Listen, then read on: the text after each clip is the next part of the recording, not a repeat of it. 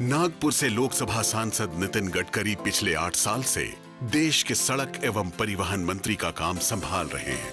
नितिन गडकरी के कार्यकाल में देश के सड़क निर्माण में अभूतपूर्व तेजी आई है। नितिन गडकरी फिलहाल इलेक्ट्रिक वाहन, एथेनॉल से चलने वाले वाहन और हाइड्रोजन ईंधन से चलने वाली गाड़ियों के मिशन में जुटे हैं। नितिन गडकरी के काम और उनकी राजनीतिक समझ की वजह से उनके विरोधी भी उन्हें गजब के गडकरी कहते हैं। गजब के गडकरी और गजब के गडकरी जी हमारे बीच यहां पहुंचे हुए हैं। मैं अपने सीनियर एग्जीक्यूटिव एडिटर निशान चतुर्वेदी से अनुरोध करूंगा कि वो सर को स्टेज पर लेकर आएं और इस महत्वपूर्ण सेशन की शुरुआत करें, क्योंकि देश का इंफ्रास्ट्रक्चर ये तय करता है कि विश्व गुरु कितना सरपट हमको बनना है। और कहा जाता है कि गडकरी जी उस मामले में देश को मीलों आगे रख रहे हैं। आइए इस महत्वपूर्ण सेशन में हिस्सा लेते हैं। निशान जी प्लीज। गडकरी जी, सबसे पहले तो बहुत बहुत शुक्रिया। ये हमारा ऑनर है कि हम अपने इस ग्लोबल समिट की शुरुआत आपसे कर रहे हैं। लेकिन उससे पहले अपने दर्शकों को और हमारे जितने भी यहाँ पर लोग हैं, आपको एक चीज बताना चाहेंगे। शायद एक चीज आपको पता ना हो, वो ये है कि आपके बगल में एक Guinness book of world record holder बैठे हुए हैं। जोरदार तालियों से आप इस चीज को एक्नॉलेज कर सकते हैं। कभी आपने सोचा था कि इस देश में जब बातें होती थी कि सड़कें कैसी होंगी, तो वहां पर इस देश में 5 दिन के अंदर 75 किलोमीटर सड़क बनाने का रिकॉर्ड इन्होंने बनाया है, अमरावती से अकोला। गडकरी जी, सबसे पहले तो एक चीज है, ये पूरी दुनिया में economic crisis, lockdown, labour movement चल रहा था। किसी को समझ में नहीं आ रहा था कि हम जान बचाएं या अपनों को बचाएं, क्या करें। लेकिन हम क्या देख रहे हैं कि 12 किलोमीटर वाली सड़क अब 40 किलोमीटर तक चली गई। नेशनल हाईवे की अगर बात की जाए तो वो कहां 91,000 किलोमीटर और कहां 1.5 लाख के पास। वो मैजिक फॉर्मूला क्या है गडकरी साहब का, जो गडकरी जी लाते हैं, जिससे कि काम चलता रहता है, पेमेंट भी टाइम पर होता रहता है, कॉन्ट्रैक्टर्स भी टाइम पर पे होते हैं? होता क्या है वो? देखिए, सबसे पहली बात है कि इसका श्रेय केवल मुझे नहीं है। मैं बहुत बचपन में जब विद्यार्थी परिषद का काम करता था, तो एक बहुत अच्छा उदाहरण हमको मिला था कि ए नाम के व्यक्ति ने ए स्क्वायर काम किया और बी नाम के व्यक्ति ने बी स्क्वायर काम किया, तो total work is A square plus B square. But when A and B comes together, thinks together and works together, A plus B bracket में स्क्वायर, इसका जवाब आता है A square plus B square plus twice A B. And that's twice A B is a result of collective team spirit. और इसलिए engineers, contractors, consultants सभी रात दिन काम करते हैं। मैं उनके पीछे खड़े रहता हूँ और सबके परिश्रम और मेहनत के कारण, टीम वर्क के कारण ये काम होता है। अगर ये श्रेय है तो मुझे अकेले को नहीं है, काम करने वाले उन लाखों लोगों को है जिनके कारण ये काम हो सके। आप थोड़ी देर पहले मुझे इनोवेशन की बात बता रहे थे, हम आपसे बात कर रहे थे। हमारे सहयोगी उस अमरावती स्ट्रेच पर गए, बताया कि हल्दर के पेड़ लगाएं जिससे कि चिड़िया घोंसला बना सके। सड़क किनारे पॉन्ड्स बनाए गए हैं जिससे कि रेन वाटर हार्वेस्टिंग हो। इनोवेशन के लिहाज से भारत इंफ्रास्ट्रक्चर पर अभी क्या कर रहा है, थोड़ा सा संक्षेप में सर। मैं विशेष रूप से आपसे चैनल के मुख्य संपादक को और आपको एक रिक्वेस्ट करूंगा, चाहे मेरा फोटो और मेरी बात मत छापिए, पर ये जो मैं काम कर रहा हूँ इसको थोड़ा आंध्र, कर्नाटक, तेलंगाना, तमिलनाडु यहाँ लेके जाइए। ये जो रोड की आपने बात की, इसी रोड पर अकोला लगता है और अकोला में पंजाबराव कृषि विद्यापीठ है और वहाँ अकोला के उसके पहले बोरगांव मंजू गांव लगता है, वहाँ वेटरनरी यूनिवर्सिटी की जगह है। तो ये रोड बनाते समय हमने एक बहुत बड़ी बात की है जो ऐतिहासिक है। इस रोड के लिए जो मिट्टी लग रही थी, तो हमारे पंजाबराव कृषि यूनिवर्सिटी जो थी, एग्रीकल्चर यूनिवर्सिटी, उनके पास 8,500 एकड़ जमीन थी पर पानी नहीं था। आपको पता होगा कि देश में सबसे ज़्यादा फार्मर सुसाइड्स, किसानों की आत्महत्या, अकोला, अमरावती, बुल्ढाना, यवतमाल और वर्धा डिस्ट्रिक्ट में हुई है। यहाँ पानी की समस्या है। तो मैंने उस समय महाराष्ट्र के मुख्यमंत्री देवेंद्र जी को एक रिक्वेस्ट की थी कि मुझे रोड के लिए मिट्टी लगती है, एग्रीगेट लगती है, तो मैं नदी नालों का खोलीकरण और रुंदीकरण करके दूंगा और जहाँ चाहिए वहाँ लेक बना के दूंगा अपने पैसे से, फ्री ऑफ चार्ज। और उसमें पानी स्टोर होगा और आपकी पानी की समस्या सुलझाई जाएगी। मैं रिक्वेस्ट करूंगा कि इस प्रोजेक्ट को देखने के लिए आप जाइए। मैंने 36 तालाब बने हैं और उस तालाब में पानी है और उसकी मिट्टी निकालकर रोड में यूज की, नदी नालों का खोलीकरण किया और इन 36 तालाबों के कारण 10,000 एकड़ जमीनों का सिंचन हुआ। 22,000 कुएं रिचार्ज हुए, जो 1 घंटा चलते थे वो 24 घंटे चलने लगे और करीब 68 गांवों का पीने का प्रॉब्लम सॉल्व हो गया, एक पैसा न खर्चा करते हुए। हमारे यहाँ कहावत है, आम के आम गुठली के दाम। तो ये एक पैसा खर्चा। फिर हमने बुल्ढाना में, आपने अजिंठा मालूम होगा, अजिंठा से बुल्ढाना 15,000 लोग जो भेड़ बकरी संभालते थे धनगर समाज के, वो माइग्रेट होते थे। पूरे रोड को हमने वाटर कंजर्वेशन में नदी नालों का खोलीकरण किया, तालाब बनाए। अब कोई नहीं जाता, गांवों को पानी मिला, करीब हजारों एकड़ जमीन पानी के नीचे आई, कुएं रिचार्ज हुए, वहाँ ग्रीनरी आई और वहाँ का सूखा समाप्त हुआ और एक पैसा खर्चा ना करते हुए। अब रेलवे काम कर रही है, रोड काम कर रही है, सब जगह मिट्टी लगती है, तो क्यों नहीं हम ये प्रयोग पूरे नीति आयोग को भी मैंने दिया, उन्होंने भी इसको स्वीकार किया है। आप इसका प्रचार करिए, क्योंकि पानी की समस्या जो है ये दिल्ली वाले नहीं समझ सकते। पानी की समस्या गुजरात, राजस्थान, महाराष्ट्र, कर्नाटक, तेलंगाना, आंध्र प्रदेश, छत्तीसगढ़, ओडिशा, झारखंड और ये केरल, इस केरल में उतनी नहीं, इस सब बातों में समस्या है। तो मेरा अनुरोध है कि एक अच्छा स्लोगन लेके आप कार्यक्रम चलाइए, जो मैं कहता हूँ लोगों को लगे तो वो आप ले लीजिए। दौड़ने वाले पानी को चलने के लिए लगाओ, चलने वाले पानी को रुकने के लिए लगाओ और रुके हुए पानी को जमीन को पीने के लिए लगाओ। गांव का पानी गांव में, खेत का पानी खेत में, घर का पानी घर में। मैं आपको बताता हूँ, ये जैसे आप बैंक में पैसा डिपॉजिट करते हो, फिक्स डिपॉजिट, वैसे पानी को डिपॉजिट करिए जमीन के अंदर। कहीं 24 घंटे पानी मिलेगा, कहीं पीने की पानी की किल्लत नहीं होगी, सिंचाई बढ़ेगी, एग्रीकल्चर ग्रोथ रेट बढ़ेगा, गांवों में रोजगार निर्माण होगा, गांव समृद्ध संपन्न होंगे, कोई एस्पिरेंट डिस्ट्रिक्ट 122 है कोई नहीं रहेगा और देश आत्मनिर्भर भारत बनेगा। मुझे गडकरी जी आपकी एक बात से एक चीज़ याद आई। आज से 3-4 साल पहले की बात है, जब आपसे हम इंटरव्यू कर रहे थे तो आपने कहा था कि दिल्ली कई सारी चीज़ें नहीं समझता है जो वहाँ पर होती हैं, दिल्ली के लोग खासकर। लेकिन मैं एक चीज़ समझना चाह रहा हूँ कि बात क्लियर कर दूं, मेरे अर्थ का गैर अर्थ न निकले। नहीं बिल्कुल नहीं, उत्तर प्रदेश बिहार में गंगा यमुना बहती है और बरसात भी आती है, तो यहाँ क्या है कि आपके यहाँ पानी 8 फीट पे मिल जाता है। मेरे खेत पर 450 फीट पे पानी निकलना पड़ा क्योंकि पानी नहीं है। तो पानी की अवेलेबिलिटी यहाँ है और पानी की अवेलेबिलिटी यहाँ नहीं है, इस सेंस में मैंने उसको कहा। आपको बिल्कुल मिसकोट नहीं किया जाएगा, कई बार इस चीज से आप बचते हैं, मैं समझ सकता हूं।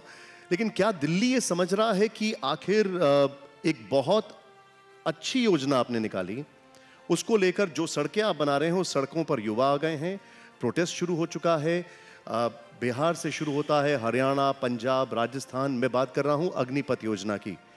ये विरोध को आप कैसे देख रहे हैं, आपका असेसमेंट क्या है इसको लेकर? देखिए, पहली बात तो ऐसे कि मैं सड़कों के संबंध में आपको बताऊंगा।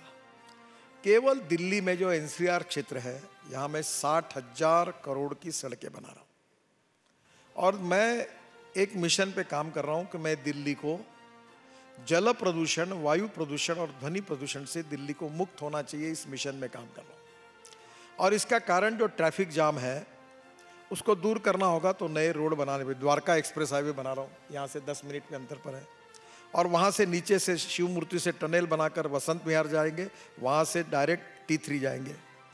फिर मैं दिल्ली से जयपुर रोड जो है उसका अभी 1200 करोड़ का काम, फिर ब्रिजेस वगैरह और काफ़ी काम कर रहा हूँ। फिर दिल्ली में मुंबई दिल्ली एक्सप्रेस हाईवे लगता है, जहाँ से मुंबई से दिल्ली 12 घंटे में हो जाएगा, 12 घंटे में हो जाएगा। सोना से जो रोड का काम काफ़ी पूरा हो गया।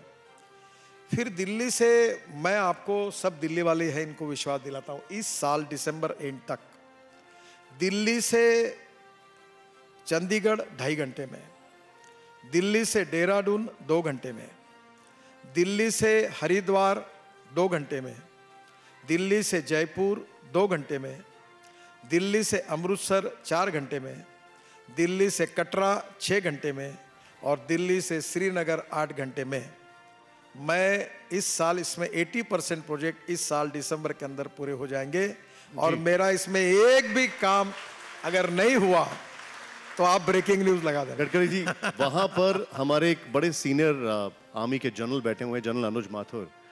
वो मुझे बता रहे थे कि जयपुर से दिल्ली आने में उन्हें कल बड़ा समय लगा। आपके हाईवे मजबूत थे, लेकिन वहां पर अग्निपथ योजना को लेकर आंदोलन चल रहा था, लोग सड़कों पर थे। मेरा सवाल अभी भी वही है, आखिर आपको इस विरोध के पीछे क्या दिखता है? देखिए, योजना अच्छी है और लोगों ने समझ लेनी चाहिए, और समझने के बाद इसका कोई विरोध नहीं करेगा। और मैं ये मानता हूँ कि मैंने जब कैबिनेट में पूरी योजना सुनी, इसमें किसी के रोजगार छीनने की बात नहीं है। ये योजना बहुत ही अच्छी है, इसको ठीक प्रकार से लोग समझें और गलत फहमी में ना जाए। इससे इस देश के युवाओं का भी कल्याण होगा, देश का भी कल्याण होगा, और जॉब्स जो है कम नहीं होंगे और बढ़ेंगे, और लोगों को काम करने का मौका मिलेगा। लेकिन गडकरी जी, इसमें एक on a very very serious note, इसमें एक बड़ा सवाल ये खड़ा होता है, जो युवा सड़कों पर हैं वो बोल रहे हैं कि हमको हमेशा ही नौकरी की चिंता रहेगी। अब हम सिर्फ 4 साल की नौकरी कर सकते हैं, जो आप एब्जॉर्ब करेंगे वो सिर्फ 25% है। देखिए, मैं आपको पहले ही बता चुका हूँ, मैंने पूरी योजना सुनी है। आप एक काम करिए, राजनाथ सिंह जी को एक बार बुलाइए। इस योजना में किसी की नौकरी 4 साल के बाद खत्म होने वाली नहीं है, उसको ये नौकरी आगे मिलने ही वाली है।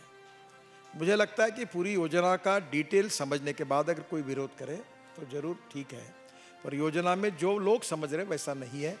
ये योजना रोजगार बढ़ाने वाली है और युवाओं का कल्याण करने वाली है, इतना ही मैं कहना चाहता हूँ। ठीक है, इससे मैं, क्योंकि आपने बोला राजनाथ जी के लिए, इसलिए आपको बहुत ज़्यादा स्ट्रेच नहीं करूंगा, लेकिन एक, क्योंकि आप इतने सीनियर पॉलिटिशियन हैं, चाहे वो सीए एनआरसी हो, चाहे वो किसानों को लेकर चीज़ें हों, या आपने जो कानून लेकर आए, चाहे वो ये वाली योजना हो, आप लोग बहुत अच्छे फैसले लेते हैं। ये बोलते हैं कि जनता को पहुंचाए जाए, उनको समझाए जाए, लेकिन वो चीज़ें परकुलेट नहीं कर पाती हैं। उसके पीछे वजह क्या है? जैसे ये आपने अच्छा फैसला लिया कि हम लोगों को एम्प्लॉयमेंट देंगे, लेकिन आंदोलन हो गया। आप क्या कहेंगे इसमें? देखिए, हिंदुस्तान में लोकतंत्र है, और लोकतंत्र में विपक्ष और सत्तारूढ़ पार्टी दो होती है, और विपक्ष में सरकार ने किए हुए निर्णयों का विरोध करने की मानसिकता होती है। तो लोकतंत्र में यह सब बातें चलती रहती है, और जनता की अदालत में जो कॉमन मैन रहता है वो इसके ऊपर अंतिम निर्णय फैसला करता है। और आज तक हमारा अनुभव यह है कि मोदी जी के नेतृत्व में जनता ने हमारे नीतियों का स्वागत किया, हमारा समर्थन किया, और निश्चित रूप से हम गांव, गरीब, मजदूर, किसान का कल्याण करना चाहते हैं। हमने कोई निर्णय उनके विरोध में नहीं लिया है। किंबोना हमारी सरकार ने पिछले 50-60 साल में जितना गरीबों के लिए काम नहीं हुआ, उतना हमारे 7 साल में मोदी जी के नेतृत्व में हमारी सरकार ने अच्छा काम करके दिखाया है। और निश्चित रूप से आम जनता के मन में ये बात पहुंची है, इसीलिए चुनाव में जीत भी मिलती है, सफलता भी मिलती है, और जन समर्थन भी होता है। ये लोकतंत्र का तकाजा होता है कि आंदोलन करने का अधिकार भी विपक्ष का होता है। तो कभी कभी कुछ गलतफहमी से जब कन्विंस नहीं हो सकता तो कंफ्यूज करो, इस बात से कभी कभी ऐसे आंदोलन खड़े होते हैं, पर जब वो समझ लेते हैं तो वो क्या आपको इसके पीछे एक पॉलिटिकल हैंड ज्यादा दिखाई देता है? मैं इस पर कोई ज़्यादा टिप्पणी नहीं करना चाहता, क्योंकि ये मेरे डिपार्टमेंट का विषय नहीं है। ठीक है, परंतु मुझे विश्वास है कि इन सब बातों के ऊपर सरकार की भूमिका युवाओं के हित में है, गांव, गरीब, मजदूर, किसानों के हित में है, देश के कल्याण में है, और हमारी सरकार हर समय समाज के सभी लोगों के हित को ध्यान में लेकर ही नीतियां बनाती है, और उसके परिणाम स्वरूप हमारे पार्टी को मोदी जी के नेतृत्व में लगातार अच्छी सफलता भी मिली है। अब थोड़ा सा पीछे जाऊंगा, आपसे एक इंटरव्यू हुआ, उसमें आपसे बातचीत में ये आपने बताया कि आजकल टेक्नोलॉजी इंटेंसिव चीज़ें ज़्यादा हो गई हैं। प्रधानमंत्री मोदी जी का ड्रीम है 24-25 तक 5 ट्रिलियन इकोनॉमी का। पूरी ग्लोबल इकोनॉमी श्रिंक कर रही है, इन्फ्लेशन बढ़ रहा है, अनएम्प्लॉयमेंट जो है वो भी उससे अफेक्टेड है। आपको लगता है कि हम इस टारगेट को अचीव कर पाएंगे? देखिए, जितने लोग हैं उतनी समस्या है, समस्याओं की कमी नहीं है, पर मैं अक्सर एक बात, मैं भी काम करता हूं, मुझे अड़चनों की कमी नहीं है, पर मैं अक्सर एक बात ध्यान रखता हूं कि there are some people who convert problems into opportunities, and there are some people who convert opportunities into the problems. तो मुझे लगता है कि प्रॉब्लम्स को अपॉर्चुनिटी में स्वीकार करो। और दूसरी एक बात, मुझे आपका आज की थीम बहुत पसंद आई। मैं विद्यार्थी था, जब काम करता था तो काम करते करते चुनाव हारते थे हम लोग, कोई जीतते ही नहीं थे, जो चुनाव लड़ते वो हारते थे। तो मेरे एक मित्र ने मुझे एक किताब प्रेजेंट की, वो बड़ी विचार करके दी, वो रिचर्ड निक्सन की ऑटोबायोग्राफी थी। और उसने कहा कि नितिन तुम ये पढ़ो। तो वो IIT का उस समय स्टूडेंट था, मैं जब वो किताब पढ़ रहा था तो उसमें एक सुंदर वाक्य लिखा था। रिचर्ड निक्सन अमेरिका के प्रेसिडेंट थे और वाटरगेट के कारण, अब वो इतिहास बहुत पुराना हो गया, उनको वॉशिंगटन में एक एरिया में लोगों ने रहने के लिए भी मना कर दिया। तो उस समय उन्होंने अपनी वो जीवनी लिखी थी, उसमें एक सुंदर वाक्य था। वो वाक्य ये था कि the man is not finish when he is defeated, but he is finish when he quits. युद्ध में हारने के बाद कोई समाप्त नहीं होता, युद्ध भूमि छोड़कर भाग जाता है तो अब समाप्त होता है। अब समस्या किसके पास नहीं है? TV 9 को नंबर 1 करना है तो रोज नंबर 2 वाला आपके लिए लगड़ रहा है कि मैं नंबर 1 कैसे बनूं। TRP एक दूसरे की छीनने की कोशिश होती है। ऐसा कौन व्यक्ति है जो समस्याओं का सामना नहीं कर रहा है? Life is full of problem. तो प्रॉब्लम को न डरते हुए हिम्मत के साथ उसके ऊपर मात करके आगे जाना ही जिंदगी है, जिंदा दिली उसी का नाम है। और इसलिए क्राइसिस होते रहेंगे, समस्याएं बढ़ती रहेगी, हम चलते रहेंगे और आखिरी में हम जीतेंगे और हिंदुस्तान को विश्व गुरु बना के दिखाएंगे। ये हमारी पॉजिटिव इच्छा शक्ति और विश्वास, ये महत्वपूर्ण है। आपने हमारे टॉपिक, एक बात और भूल गया जी कि जैसे इतिहास, संस्कृति, विरासत, मूल्याधिष्ठित जीवन पद्धति, परिवार पद्धति, शिक्षा पद्धति, ये जैसी हमारी स्ट्रेंथ है, आयुर्वेद है, योग विज्ञान है, वैसे इसके साथ दो चीजों को भी आप आग्रह से जोड़ दो। वो है knowledge as a power. Innovation, entrepreneurship, science, technology, research, skilled and successful practices, we name it as a knowledge and conversion of knowledge into wealth is the future. तो एक बात यह है कि हम टेक्नोलॉजी सेवी हो और नॉलेज के साथ आगे जाए। दूसरी थ्योरी जो मैं आपको बताऊंगा कि no one is waste, no material is waste, it is depending upon the appropriate leadership and appropriate vision that you can convert waste into wealth।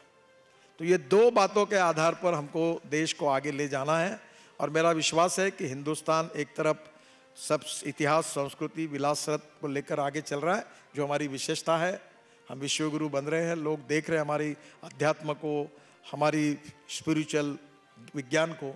और दूसरी ओर हम लोग इलेक्ट्रिक कार बनाएंगे, हम चंद्रयान पर चंद्रयान करेंगे, हम लोग सैटेलाइट छोड़ेंगे, हम लोग नई फ्यूल तैयार करेंगे। अभी वर्ल्ड में झगड़ा क्या है? तीनों बातों का है, फूड, फ्यूल एंड फर्टिलाइजर। अब हमको आत्मनिर्भर भारत बनना है तो हर चीज में जितना इंपोर्ट कर रहे हैं उतना देश में तैयार करेंगे। अभी सेमीकंडक्टर का शॉर्टेज है, तो मैं वो इंटेल कंपनी के चेयरमैन, उनके साथ वैष्णव जी और मैं और राजीव चंद्रशेखर मुलाकात हुई। तो मैंने उनको, जब ऑटोमोबाइल इंडस्ट्री का मेरे पास काम है, मैंने कहा ये 6.5 लाख की, ये 15 लाख करोड़ की 2024 तक होगी। पूरे दुनिया में हमारे देश से ऑटोमोबाइल पूरा एक्सपोर्ट होगा। इतने सेमीकंडक्टर लगेंगे, आप यहाँ एक्सपेंशन करो। तो जहाँ जहाँ शॉर्टेज है वो हम तैयार करेंगे, जो इंपोर्ट कर रहे हैं उसका विकल्प ढूंढेंगे और हम हमारा एक्सपोर्ट बढ़ाकर नए रोजगार निर्माण करेंगे, एग्रीकल्चर ग्रोथ रेट बढ़ाएंगे और इंडस्ट्रियल जीडीपी ग्रोथ रेट बढ़ाएंगे, रोजगार की निर्मित करेंगे और ज्ञान, विज्ञान, तंत्र विज्ञान के साथ, अध्यात्म, स्पिरिचुअल साइंस के साथ, मूल्याधिष्ठित जीवन पद्धति के साथ, हम दोनों के समन्वय के साथ विश्व गुरु बनेंगे। जो विवेकानंद जी की भविष्यवाणी थी, जो मैंने नहीं कहा था, उनने कहा था कि 18वीं सदी जो होगी वो मुगल सल्तनत की थी। 19वीं सदी जब आई तो सब तरफ यूनियन जैक अंग्रेजों का राज्य था।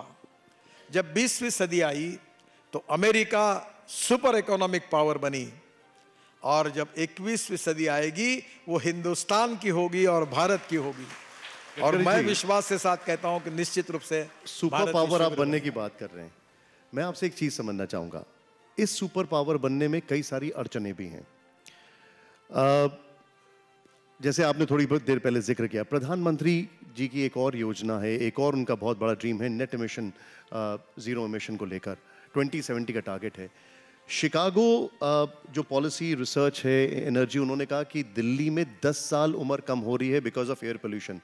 फ्यूल, सेकंड फैक्टर जो आपने जिक्र किया, हम इससे कैसे निपटेंगे?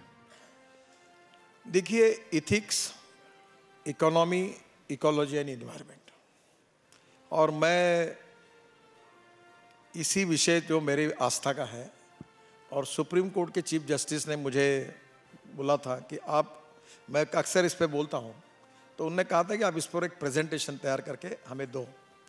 तो मैंने वो तैयार किया हुआ प्रेजेंटेशन की कॉपी शायद मैंने दी है, तो मैं फिर से आपको दूंगा। मैं छोटी बात बताता हूँ। प्रदूषण 3 प्रकार के, air pollution, water pollution, sound pollution. पहले अब एयर पोल्यूशन में जाए।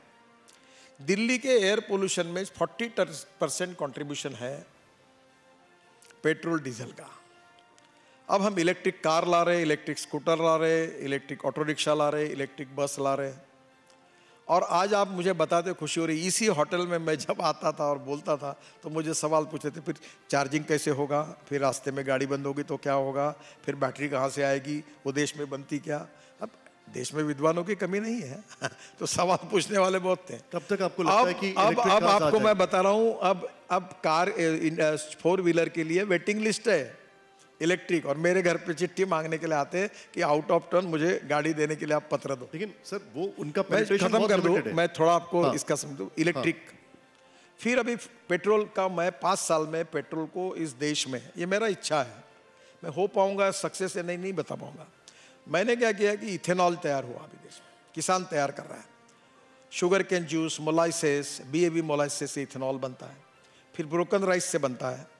अभी तो पानीपत में परली से 1 लाख लीटर इथेनॉल और 150 टन बिटुमिन, इंडियन ऑयल का प्लांट शुरू हो रहा है, तो परली से इथेनॉल बन रहा है। तो इथेनॉल की इकोनॉमी अब आगे जा रही है। अभी 450 करोड़ इथेनॉल तैयार हो रहा है, 2000 करोड़ तक जाएगा। अब मैंने नई बात लाई है जो दिल्ली का पोल्यूशन कम करेगा, और आप सब लोगों को अनुरोध करूंगा कि 3 महीने के बाद जब गाड़ी खरीदना है तो इलेक्ट्रिक की खरीदे या फ्लेक्स इंजन की खरीदी गई। फ्लेक्स इंजन का मतलब यह है, जो Toyota, Honda, Suzuki, Bajaj, hero, TVS सब 2 व्हीलर और ऑटो रिक्शा सब इसमें आ रही। फ्लेक्स इंजन का मतलब ऐसा है कि 100% पेट्रोल और 100% इथेनॉल। इथेनॉल का रेट है 60 रुपये लीटर और पेट्रोल का 120 रुपये लीटर, आधी प्राइस में मिलेगा। इथेनॉल की कैलोरी की value 1 litre petrol equal to 1 litre 300 ml ethanol था। मैंने रशिया में देखा और वो साइंटिस्ट ने कुछ किया, उनको मैंने इंडिया में बुलाया। मैंने उनसे स्टडी करने के बाद मैंने हमारे पेट्रोलियम मंत्री पुरी साहब को और इंडियन ऑयल के चेयरमैन वैद्य साहब और इनके फरीदाबाद के लेबोरेटरी के राम कुमार, उनको बुलाया और उनको उनकी मुलाकात करके दी। सब ने मुझे कहा ये इम्पॉसिबल है। अब फरीदाबाद में इंडियन ऑयल ने 3 महीना प्रयोग करके पूरे टेस्ट की और उन्हें सर्टिफाई किया कि ये टेक्नोलॉजी सक्सेसफुल है। यानी जितना पेट्रोल का एवरेज मिलेगा उतना इथेनॉल का मिलेगा, यानी 1 litre petrol equal to 1 litre ethanol. अब TVS की स्कूटर बाइक आ गई, बजाज की स्कूटर बाइक ऑटो रिक्शा आ गई, हीरो की स्कूटर आ गई। अब 120 रुपये पेट्रोल लेने कर प्रदूषण करने के बजाय 60 रुपये लीटर का इथेनॉल वाली बाइक खरीदी करी है। कार में अब एक टोयोटो कंपनी है, उनकी एक कैमरी करके गाड़ी थी जो पेट्रोल पे चलते चलते 60% पेट्रोल पर और उसी से 40% बिजली तैयार करती थी। अब टोयोटो नई गाड़ी ला रहा है, वो ऐसी है कि 100% इथेनॉल, नो पेट्रोल, और उसमें से 40% 60% इथेनॉल पे चलेगी और 40% बिजली। साहब लेकिन अब आपने एक चीज़ बोली है तो मैं थोड़ा सा आपको इंटरजेक्ट करूंगा। आपने टोयोटा की गाड़ी का जिक्र किया, GST उनके ऊपर इतना बढ़ा दिया हाइब्रिड कार्स के ऊपर कि उनको वो गाड़ी बनाना बंद करना पड़ा। उनकी प्रायस गाड़ी थी वो बनानी बंद करी क्योंकि GST इतना ज्यादा उसके ऊपर हो गया। ये सवाल मैंने आपसे पहले भी पूछा है जहां तक मुझे याद हो, लेकिन कुछ वेलकमिंग चीजें हम लोगों को करनी चाहिए। सुधार देता हूँ, पेट्रोल गाड़ी पर 48% GST है लग्जरी कार पर, और इलेक्ट्रिक गाड़ी पर 5% है, 12% या 5%, कुछ मॉडल देख के आया। तो पहली बात तो ऐसी है कि वो GST जितना उसके ऊपर है, पर अभी जैसे मेरे पास इलेक्ट्रिक गाड़ी है तो मैं पहले 20,000 से 25,000 रुपये महीना पेट्रोल पे खर्चा करता था। अब मेरा इलेक्ट्रिक का खर्चा 1,500 रुपये महीना होगा। तो मुझे बताओ 18,000 रुपये महीने का सेविंग हो गया। आप जितने लोग पेट्रोल की गाड़ी यूज कर रहे हो वो इलेक्ट्रिक की लो, और मैं 1 साल के अंदर, मेरा ये प्रयास है और मेरा प्रयास भी है कि 1 साल के अंदर पेट्रोल के गाड़ी के बराबर इलेक्ट्रिक गाड़ी की कीमत हो जाएगी और फ्लेक्स इंजन की भी कीमत हो जाएगी। ये वेलकम, तो नेचुरली आपको कॉस्ट में कोई फर्क नहीं पड़ेगा और इधर फ्यूल में सेविंग हो जाएगा। वेलकम। एक छोटा सा बात रह गया, जो दिल्ली की बात पूछी कि फ्यूल को हम बदलेंगे तो पोल्यूशन कम होगा, परली का यूज करेंगे जो लाते उसमें सीएनजी एलएनजी परली से बनाएंगे, इथेनॉल बनाएंगे तो कम हो जाएगा। फिर दिल्ली में कंस्ट्रक्शन के लिए प्रीकास्ट टेक्नोलॉजी मैंडेटरी करनी चाहिए ताकि सीमेंट और ये इधर उधर नहीं जाएगा। और दिल्ली में सबसे इम्पोर्टेंट चीज़ है कि हमने परली को जलना बंद किया और ये जो डीजल और पेट्रोल अगर कम हो गया और ग्रीन फ्यूल आ गई तो दिल्ली का प्रदूषण बिल्कुल कम हो जाएगा और दिल्ली प्रदूषण से मुक्ति होगी। इसके अलावा और भी बहुत सी बातें हैं जो उस प्रकार से प्रयास जल प्रदूषण के लिए, वायु प्रदूषण के लिए और ध्वनि प्रदूषण के लिए करना। अब एक छोटी बात बताता हूँ, अभी एक रिसर्च हुआ है जी कि कुछ स्पेसीज ऐसी है कि जो आप लगाएंगे तो वो CO2 को एक्सप्लोर करते हैं।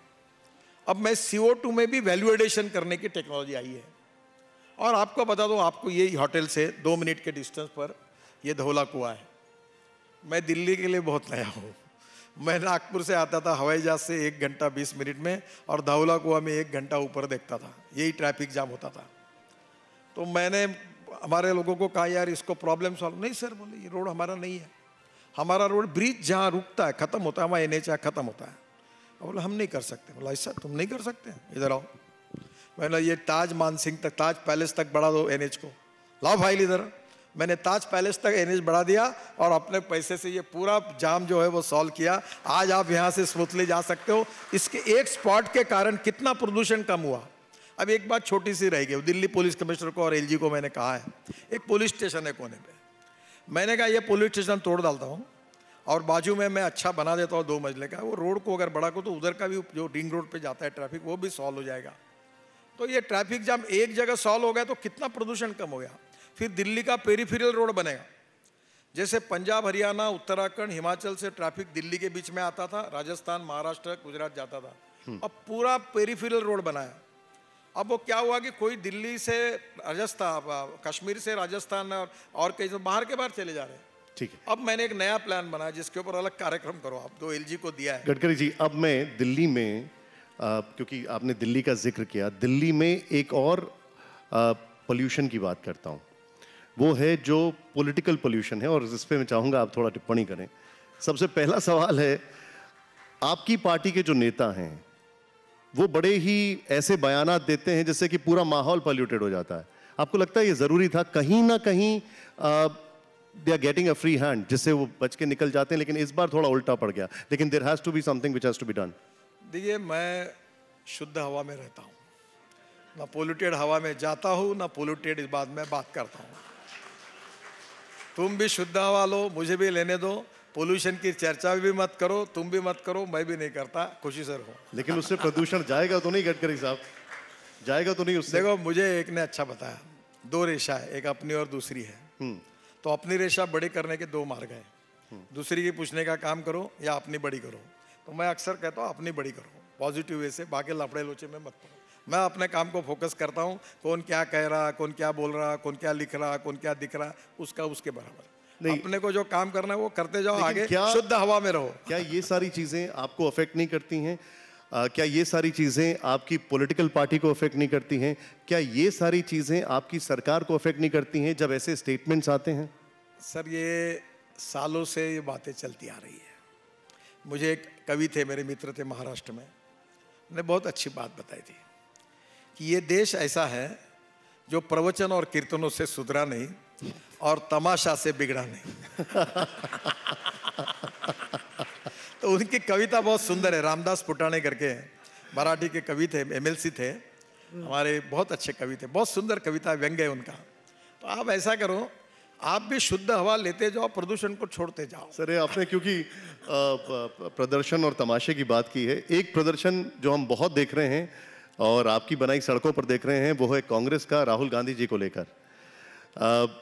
इसके ऊपर आप कुछ कहना चाहेंगे? खासकर उनका ये कहना है कि ये बड़ा विंडिक्टिव तरीके से काम किया जा रहा है, विपक्ष को टारगेट किया जा रहा है। देखिए, मैं आपसे एक रिक्वेस्ट करूंगा, आप मेरे से मेरी बात करिए। मैं दूसरों की बात सोचता भी नहीं, देखता भी नहीं और करता भी नहीं। एक दुर्भाग्य से एक ऐसा हुआ है कि मेरा घर जो है वो सोनिया गांधी और मनमोहन सिंह जी के बीच में है। और मेरे घर से रास्ता कांग्रेस पार्टी के कार्यालय जाता है। तो रोज वहाँ मेरे घर पे आने वाले लोगों को आने नहीं देते, बंद हो गए। तो वही तकलीफ मेरे को, बाकी बातों से मेरा कोई ताल्लुकात नहीं है। लेकिन जिस स्टेट से आपका ताल्लुक है, उस स्टेट की अगर मैं बात करूं, और आप उस परिवार के बहुत क्लोज हैं, मुझे याद है वो इंटरव्यू में फिर से रेफरेंस ले रहा हूं आपको, जब आपने बताया था मुझे कि किस तरीके से आपने दोनों भाइयों को क्लोज लाने की कोशिश की थी ऑन रिकॉर्ड, उद्धव ठाकरे और राज ठाकरे, लेकिन वो नहीं हो पाया। क्या ये समझा जाए कि शिवसेना जो कि आपका सबसे पुराना अलाय था और आज आपका सबसे कहा जाए स्टॉन्च विरोधी हो गया है, उसके साथ हमेशा के लिए दरवाजे बंद हो गए? आजकल मैं महाराष्ट्र में ज़्यादा जाता ही नहीं और राष्ट्रीय राजनीति में हूँ। तो पहले मुंबई नागपुर से मुंबई ज़्यादा जाता था, आजकल मेरा मुंबई जाना ही बंद हो गया है। तो मुझे ज़्यादा राजनीति की वहाँ पता सर, लेकिन अभी तो आप मुझे अमरावती और अकोला के हाईवे का जिक्र कर रहे थे हमारे साथ। महाराष्ट्र तो वहाँ भी अभी गया नहीं। अभी मुझे वही एग्रीकल्चर यूनिवर्सिटी ने डिलीट दी है, तो डिलीट लेने के लिए शायद मैं अब पहली बार उधर जाने वाला हूँ, तब वो रोड देखूंगा। आप दिल्ली में रहते हैं, दिल्ली में तो ट्रैवल करते हैं, मैं जानना चाहूँगा प्रेसिडेंशियल इलेक्शन को लेकर क्या आपको लगता है कि कोई कंसेंसस बन सकता है? क्या ऐसा लगता है आपको बन सकता है? देखिए, मैं आपको विश्वास के साथ ये बताना चाहता हूँ कि जिस प्रकार से एनडीए की सरकार मोदी जी के नेतृत्व में लगातार विकास की ओर बढ़ रही है और जनता का जो समर्थन हासिल हुआ है, तो निश्चित रूप में सबका साथ, सबका विश्वास, सबका सहयोग और सबका प्रयास, ये हमारी भावना है। और राजनाथ जी और नड्डा जी कोशिश कर रहे हैं कि पूरे सब लोग मिलकर यूनानिमसली निर्णय हो और इसमें सफलता मिलाने के लिए राजनाथ जी और नड्डा जी कोशिश कर रहे हैं।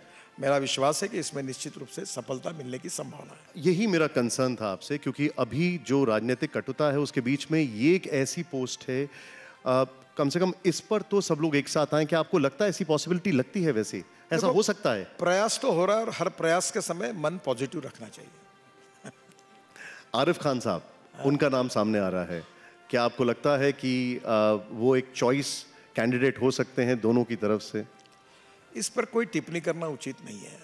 पार्लियामेंट्री बोर्ड, पार्टी, सबकी सहमति से इसका निर्णय होगा और वो निर्णय करने का अधिकार पार्टी अध्यक्ष, प्रधानमंत्री उनका है और सबसे विचार विनिमय करके उचित समय पर उसका निर्णय होगा। मैं आपके ही डिपार्टमेंट की तरफ आता हूँ। आपने बहुत अच्छी एक प्रयास किया फास्ट टैग का, लेकिन अब आज हम पढ़ रहे हैं कि किसी की गलत गाड़ी पार्क होगी तो कोई दूसरा 500 रुपये का उसको इनाम मिलेगा अगर वो फोटो खींचता है। आपको लगता नहीं इससे थोड़ा सा खतरनाक मामला इनकरेज हो जाएगा? नहीं, आप गलत जोड़ रहे हो। तो मुझे करेक्ट कर दीजिए सर, प्लीज। हाँ। आपको मैंने दूसरी बात कही। मैं दिल्ली वालों से मेरी एक शिकायत है और यहाँ बैठे हुए लोगों से थोड़ा माफ करें मुझे। ये बड़े धनवान लोग हैं, बड़े बड़े घर बनाते हैं, मार्बल लगाते, ग्रेनाइट लगाते और गाड़ी का पार्किंग नहीं करते, गाड़ी रोड पर खड़े करते हैं। तो मेरे को ये बात का दुख है कि भाई तुम अगर इतनी बड़ी बिल्डिंग बनाते हो तो अंडरग्राउंड पार्किंग ही बनाओ 4 गाड़ियों के लिए। तुम्हारी मर्सिडीज, तुम्हारी BMW रोड पर खड़ी, जैसा हमने इनके लिए पार्किंग बनाया, तो ये ठीक नहीं है। तो मैंने ये कहा था कि ये विषय स्टेट एक कॉन्करेंट लिस्ट में है, तो पूरा भारत सरकार भी कानून नहीं बना सकती, पर मैं स्टेट गवर्नमेंट से विचार विनिमय कर रहा हूँ कि इस प्रकार से रोड का उपयोग पार्किंग के लिए जो कर रहे हैं उसमें ऐसा एक कानून बनाया कि कोई भी व्यक्ति फोटो निकाल ले और वो गाड़ी उस समय कहाँ खड़ी थी और अगर वो रोड पर खड़ी है तो उसको समझो 1000 रुपये का फाइन लगाया जाता है, तो 500 रुपये फोटो निकालने वाले को मिले और 500 रुपये सरकार को। तो इसके बहाने तो भी लोग कम से कम पार्किंग बनाएंगे और सुधार होगा, ये मैंने कहा था। नहीं, लेकिन पर ये राज्य सरकार को कन्विंस करके करना पड़ेगा क्योंकि कॉन्करेंट लिस्ट में है। नहीं, लेकिन आपको लगता है कि इससे अब सारे फोटो खींचने वाले ही ज्यादा इनकरेज हो जाएंगे? रोजगार, पार्किंग बनाने वाले काम पर थोड़ा जो कानून तोड़ रहे हैं उनको निश्चित रूप से अगर फाइन होगा तो सुधार होगा और जो बेचारे खाली घूम रहे हैं उनको रोजगार नहीं, उनको 500 रुपये मिलेंगे, उनको काम मिल जाएगा। एक आपके पहले टर्म में आप के पास जहाजरानी मंत्रालय भी था, आपने एक बहुत अच्छा प्रयास किया था, वो था वाटर हार्बर्स का। अब वो मंत्रालय आपके पास नहीं है, आपको लगता है उस पर अभी भी काम चल रहा है? क्योंकि वो हम लोग सब लोग उसको देख रहे थे कि वो एक बड़ा अच्छा मंत्रालय है, एक बहुत अच्छी प्रयास है, बहुत अच्छी कोशिश है। देखिए, जलमार्ग ये देश की सबसे बड़ी आवश्यकता है। अगर रोड से जाने के लिए 10 रुपये खर्चा लगता है रेलवे से जाने के लिए 6 रुपये लगता है, तो जलमार्ग से जाने के लिए 1 रुपया लगता है।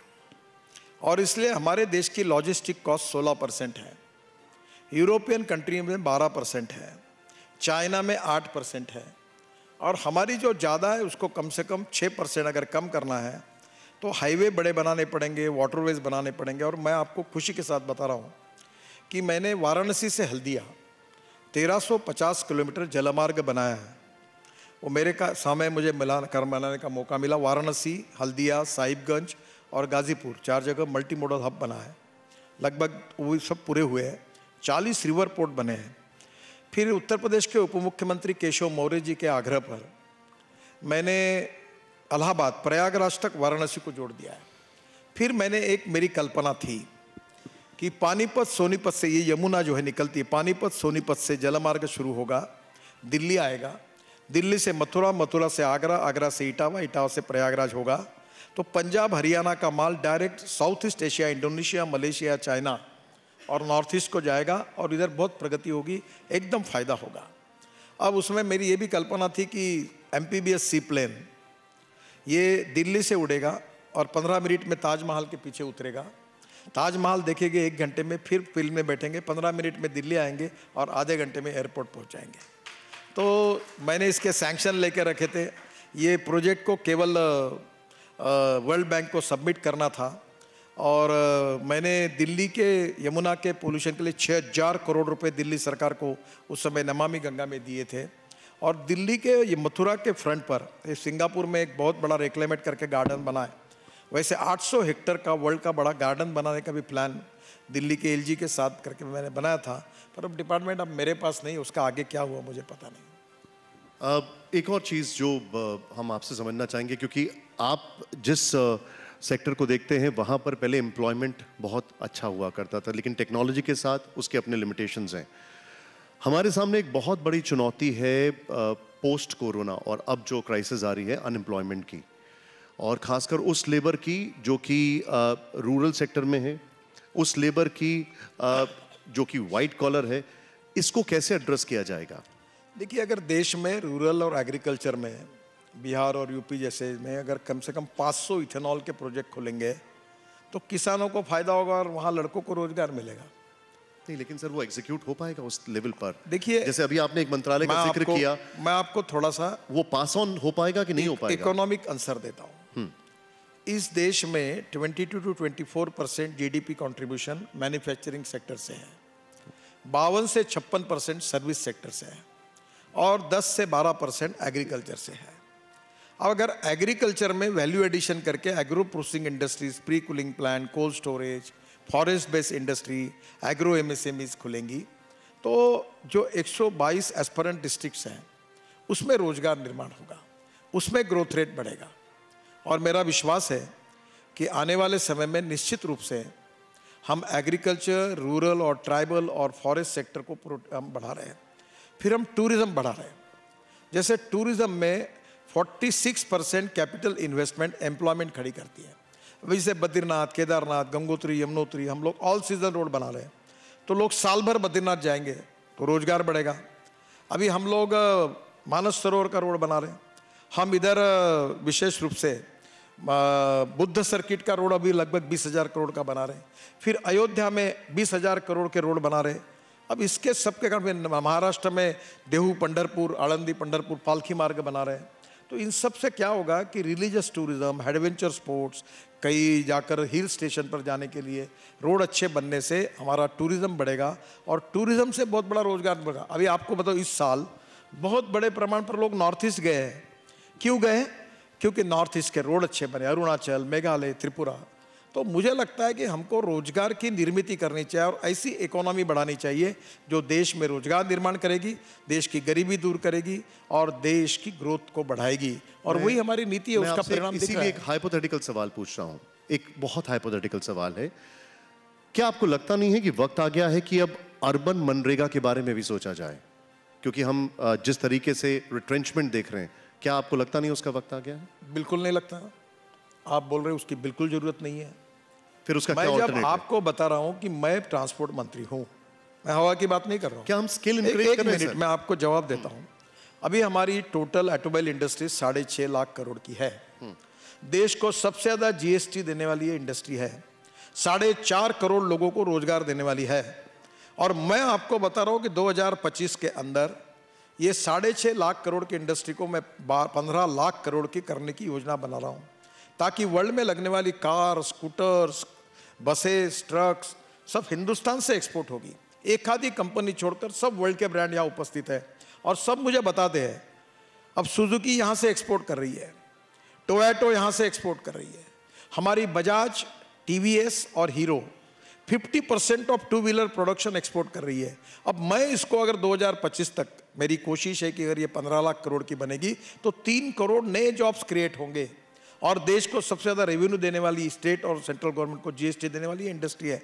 तो हम हमारे ऐसे नरेगा की बात आप करें उसके बजाय एग्रो बेस्ड इंडस्ट्री डेवलप करें, हम इंडस्ट्रियल ग्रोथ रेट बढ़ाएं, हम नए रोजगार का निर्माण करें, हमारा एक्सपोर्ट बढ़ाए, हमारी लॉजिस्टिक कॉस्ट कम करें, नई टेक्नोलॉजी को लाए, लिथियम आयन बैटरी के बजाय aluminium ion, zinc ion, sodium ion, अब एल्यूमिनियम प्लेट की टेक्नोलॉजी आई, अब ग्रीन हाइड्रोजन की टेक्नोलॉजी लाई।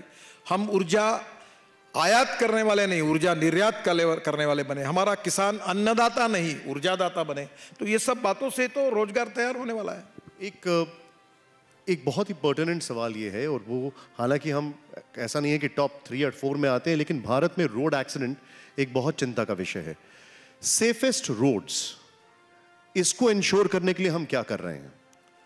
देखिए, ये बात सच है कि मेरे डिपार्टमेंट में एक ही विषय जिस पे ऊपर मैं समाधान कारक काम नहीं कर सका, ये कबूल करते समय मुझे संकोच नहीं है।